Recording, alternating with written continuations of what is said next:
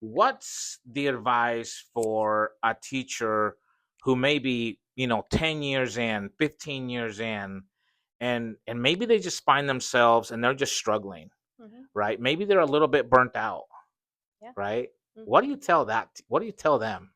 So, I feel like it's not just the teachers that are 10 years and 15 years in, it's really all teachers all year, right? As we kind of go through this roller coaster. We're excited to come off a summer break. We're so excited. And then Christmas break, it's like cannot get here fast enough, Yeah. right?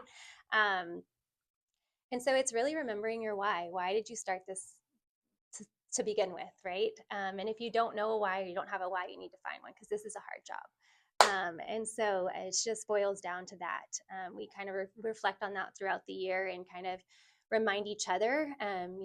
We begin every staff meeting that we have with talking about celebrations. What are small celebrations, whether it's in the classroom, whether it's at home in your personal life? Tell us about a celebration. And then some days no one wants to shout out and share that because you feel comfortable with your community. So it's turn and tell somebody something funny that happened this week. And Yeah. just remembering those little moments.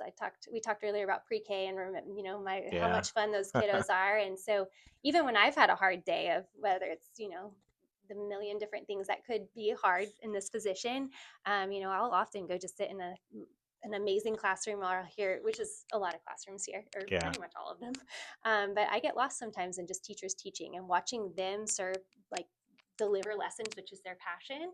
I can sometimes just sit there for a long time and be like, oh, I have a meeting or I have to leave this classroom at this Yeah. point. So remembering their why and always falling back on that because this is a hard job. Awesome. Um, I love that. yes, Well, exactly. you read my book, I think I did. earlier Yes, this I year, did.